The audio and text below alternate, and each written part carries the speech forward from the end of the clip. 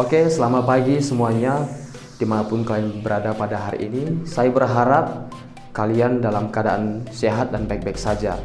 Pada hari ini kita akan memulai proses belajar mengajar kita di tahun ajar yang baru. Walaupun kita tidak bisa belajar secara tatap muka, karena dengan situasi dan kondisi yang terjadi di bangsa kita, bahkan seluruh dunia, kita masih bisa bersyukur kepada Tuhan, masih bisa belajar secara virtual class atau secara online. Kita akan memulai pelajaran kita dengan mata pelajaran seni budaya, dan materi yang saya akan bawakan yaitu tentang menggambar model. Berikut adalah penjelasannya.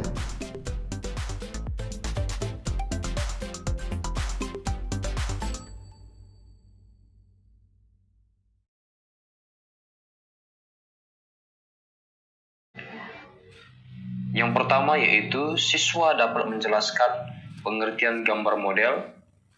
2. Siswa dapat mengidentifikasi setiap jenis dan karakter objek gambar model. Siswa dapat menjelaskan langkah-langkah dengan berbagai teknik dan bahan. Siswa dapat menggambar model sesuai karakter objek gambar. Dan sekarang kita akan masuk dalam pengertian menggambar model.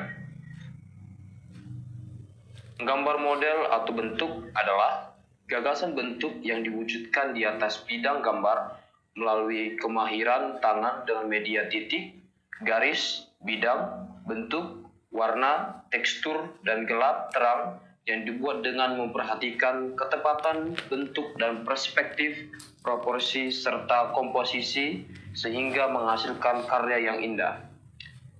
Ini adalah pengertian daripada gambar bentuk atau model.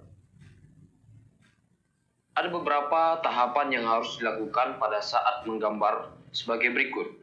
Yang pertama, mengetahui bentuk dasar dari objek yang akan digambar. Kedua, mengetahui bagian-bagian dari objek gambar. Ketiga, menyusun bagian per bagian menjadi gambar yang utuh.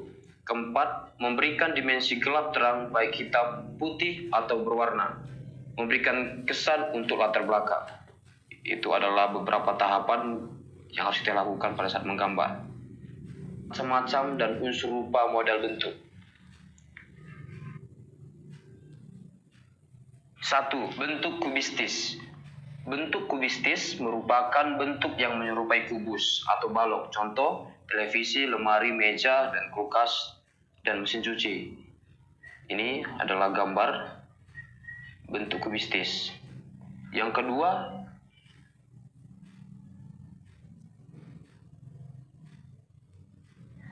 bentuk piramida atau kerucut. Bentuk piramida merupakan bentuk yang menyerupai limas. Contohnya yaitu piramida di Mesir. Adapun bentuk kerucut adalah kubah dan topi hias. Berikut contohnya, ini dia, kerucut atau piramida. Oke. Yang ketiga,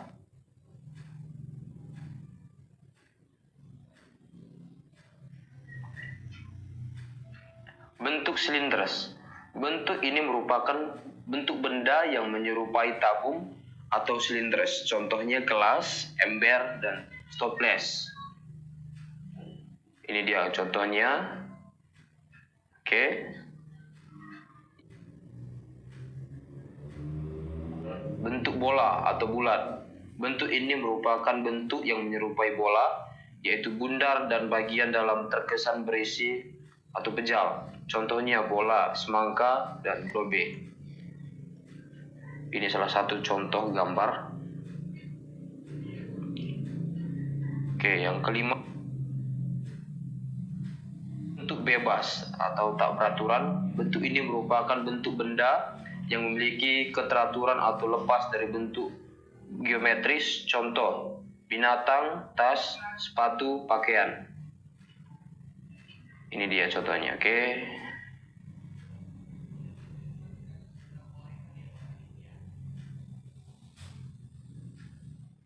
Berikutnya kita akan masuk ke dalam unsur-unsur dalam menggambar model. Yang pertama yaitu ada tekstur. Tekstur adalah sifat permukaan pada setiap benda yang bisa dilihat juga diraba, di mana sifatnya terkesan halus, kusam, kasar, licin, mengilap, dan lainnya. Sifat tersebut bisa dirasakan melalui indera penglihatan, dan juga rabaan. Tekstur berfungsi untuk memberikan karakter tertentu pada bagian bidang permukaan yang bisa menimbulkan nilai-nilai estetis. Yaitu bentuk dalam seni rupa. Bentuk diartikan sebagai wujud yang terdapat dalam seni rupa bentuk diartikan sebagai wujud yang terdapat di alam dan yang tampak nyata. Misalnya membuat bentuk manusia, binatang, tumbuhan, dan sebagainya.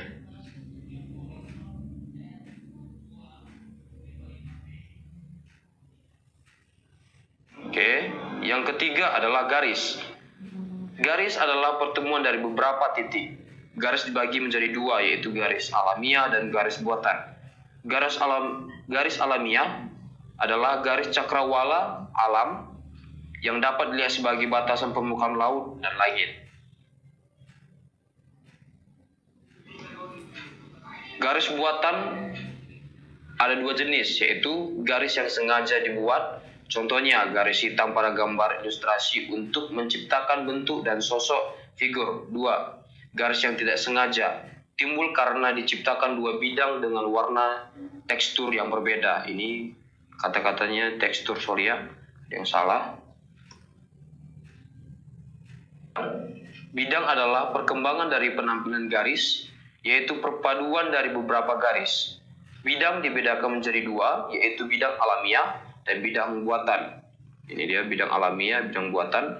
Contoh dari bidang alamiah adalah bidang lapangan atau taman, bidang sawah, bidang langit, bidang laut, dan sebagainya. Walaupun saya tidak memberikan contoh gambarnya, saya yakin percaya pasti kalian sudah pernah melihat. Oke. Bidang buatan dibagi menjadi dua, yaitu bidang yang sengaja dibuat, misalnya bidang lukisan, bidang segitiga, bidang lingkaran. Yang kedua, bidang yang tidak sengaja dibuat, misalnya timbul karena perubahan warna, cahaya, atau tekstur.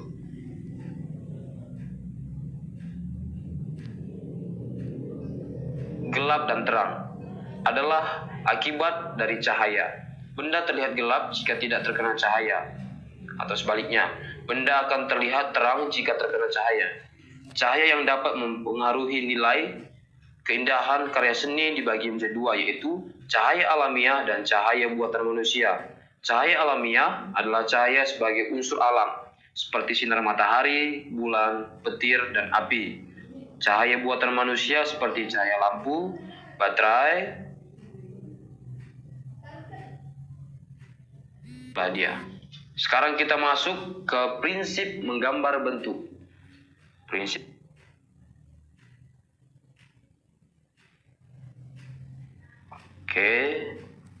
Yaitu ada beberapa perspektif. Perspektif adalah penggambaran objek berdasarkan kesan pandangan mata. Perspektif yang baik dapat menimbulkan kesan ruang 3 dimensi dalam bentuk gambar. Benda yang letaknya dekat dari pandangan mata tampak lebih besar ukurannya bila dibandingkan dengan benda-benda yang letaknya jauh dari pandangan mata.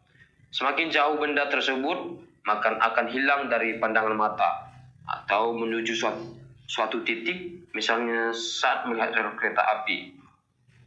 Berikut contoh. Ini dia.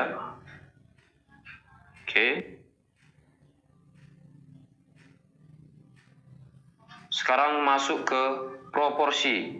Proporsi adalah keseimbangan atau kesesuaian bentuk dan ukuran suatu benda antara bagian yang satu dengan bagian lain.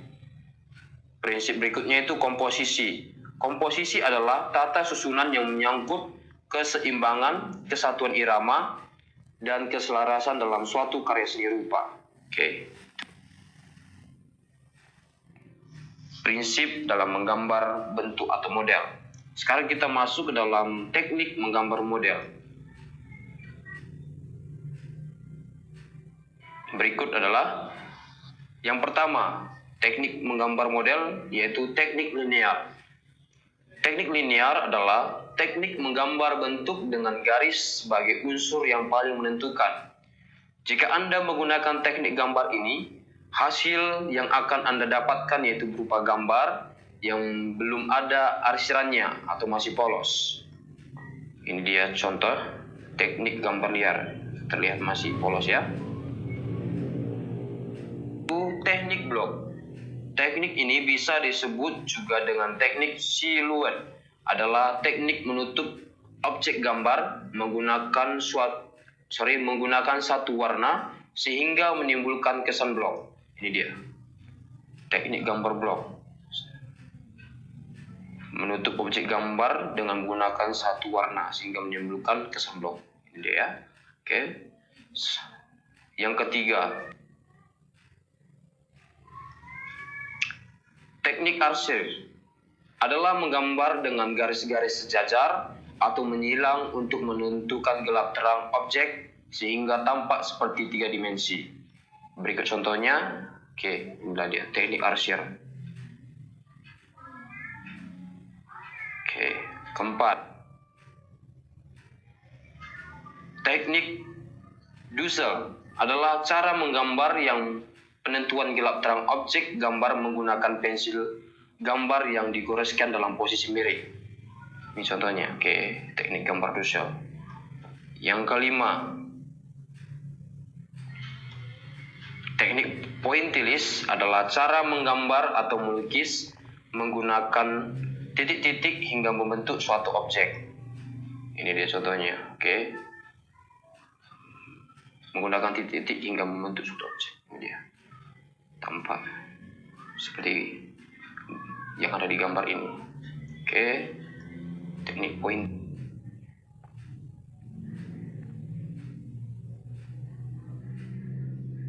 Sekarang kita masuk ke teknik aquarel.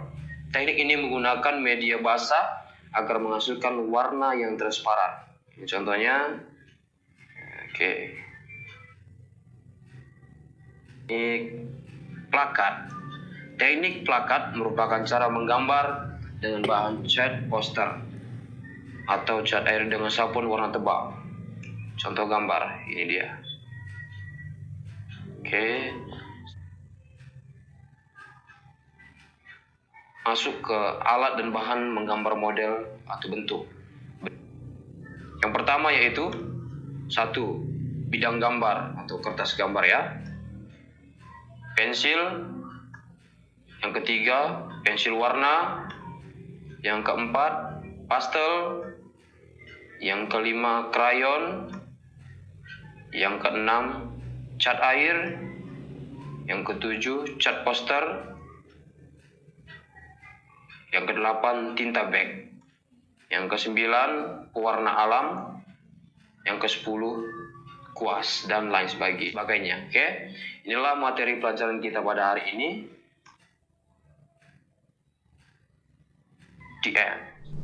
Demikianlah pembelajaran kita pada hari ini. Tetap menjaga kesehatan, lebih baik di rumah saja, dan jika ingin keluar rumah, ikuti protokol kesehatan yang telah dianjurkan oleh pemerintah kita dengan memakai masker, rajin cuci tangan, dan jaga jarak.